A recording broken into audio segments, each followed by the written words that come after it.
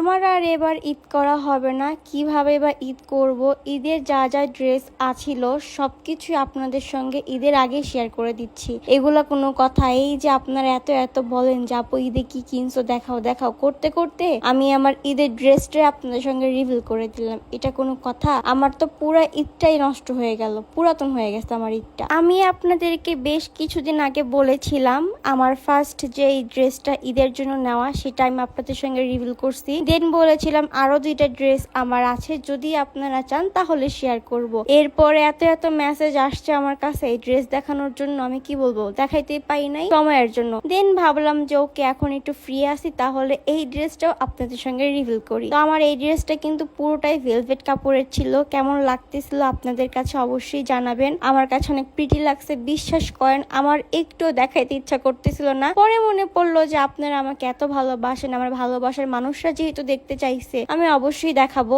আর আমার এই পকর পকর শুনে কি মনে করতেছেন যে আমি ড্রেস নিয়ে কথা বলবো আজকের পুরো ভিডিওতে? একদমই না। ভিডিওর মাঝখানে কিন্তু অনেক সুন্দর সুন্দর কিউট কিউট মোমেন্ট আছে, আপনারা একদমই মিস করবেন না। তার আগে আমি একটু বলে রাখি, ড্রেস যেহেতু দেখাই ফেলছি তাহলে অবশ্যই আপনারা আমাকে কোয়েশ্চেন করবেন আপু কোন পেজ থেকে নিয়েছো। পেজটা আমার স্ক্রিনে এবং আমার ক্যাপশনে মেনশন করা থাকবে, আপনারাও চাইলে চেক আউট করতে পারেন। এরপর দেখতে দেখতে চলে আসলাম সেনাতে। আর আপনারা অনেক বোরিং ফিল করেন যে বারবার আমি সেম লোকেশনে কেন যাই। আমারও আউটসাইডে যাইতে ভালো লাগে বা ইচ্ছাও করে, কিন্তু সময়ের ব্যবধানে হয়ে ওঠে না। দেন ভিতরে যেতে না যেতে আমার কিউট কিউট কিছু ফ্যান্স ফলোয়ারদের সঙ্গে দেখা হয়ে যায়। তারপরে ভাইয়াগুলো অনেক সুইট ছিল। ওনারা চলে যাওয়ার পরে এই আপুটা আসে। আপুটা অনেক প্রিটি মাশাল্লাহ। আপুটার সঙ্গে আমি অনেকক্ষণ কথা বললাম। আপুটা অনেক প্রিটি ছিল মাশাল্লাহ। আপু অনেক কথা আমাকে বললো, কথাগুলো আমার খুবই ভালো লাগছে। এরপর ছবি তোলা হয়ে গেলে আপুটা চলে গেল, আমি আমার কাজে চলে আসলাম। দেন আমরা খেতে চলে আসছি। অনেক ক্ষুধা লাগছিল,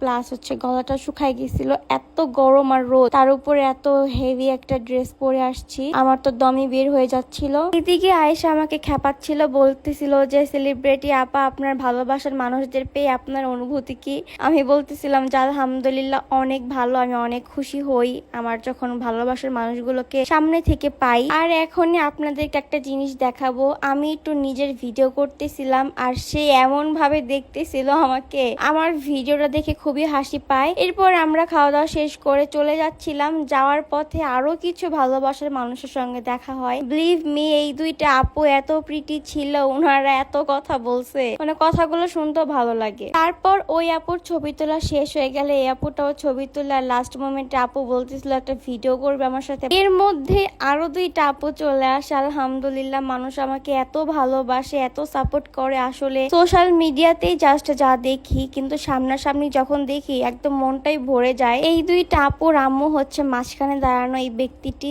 এই আন্টিটা এত সুইট। আন্টি আমাকে বারবার বলতেছিল যে আমার 2টা মেয়ে সব সময় তোমাদের ভিডিও দেখে, সব সময় আমাকে তোমার কথা বলে। দেন আপুদের সঙ্গে একটু পিকচার নিচ্ছিলাম। এই যে পিচ্চি বাবুটা হোয়াইট কালার ড্রেস পরা, এই আপুটার কথা ভাই কি বলবো, এত এত মিষ্টি একটা মেয়ে, এত সুন্দর করে কথা বলে। আমাকে বারবার বলতেছিল যে আপু আমি সবসময় তোমার ভিডিও দেখি। মাশাআল্লাহ, তোমাদের ভালোবাসা আসলে আমি বলে বুঝাতে পারবো না। এরপর আমরা চলে যাচ্ছিলাম ঝালমুড়ি খাওয়ার জন্য। স্মৃতিসৌধের সামনে একটা মামা বসে, তার ঝালমুড়ি গুলো অনেক মজা। তো মূলত আমরা ওইটাই খাওয়ার জন্য যাচ্ছিলাম, কিন্তু আফসোস চায়া তারকে পাই নাই, মানে সে বসে নাই। তারপরে কি করব, অন্য একটা মামা ছিল, ওনার থেকে ঝালমুড়ি নিচ্ছিলাম। আর আজকের দিনটায় এত গরম পড়ছিল, এত গরম কি বলবো। তারপর আমি আয়েশাকে বললাম যে মাস্কটা খুলো, একটু ফেসটা দেখি। ও ঘাইমা একদম অবস্থা খারাপ হয়ে গেছে। দেন টিস্যু দিয়ে মুখ মুছতে যায়, ওর মুখের মধ্যে টিস্যু লেগে গেছে গা। এইটা নিয়েই মজা করতেছিলাম। তারপরে দেখলাম যে ঝালমুড়ির মধ্যে কি যেন একটা দিছিল, এটা জিজ্ঞেস করতেছিলাম ওকে। তো বলতেছিল খায়া দেখো। আমি প্রথমে ওকেই খাওয়াই দিলাম যে তুই আগে খায়া দেখ কেমন লাগে, যদি মজা না লাগে আমি খাবো না। দেন মোটামুটি ভালোই ছিল। খাওয়া দাওয়া শেষ করে পানি তৃষ্ণা পাইছে, তারপরে সামনে এসে পানি নিলাম। ও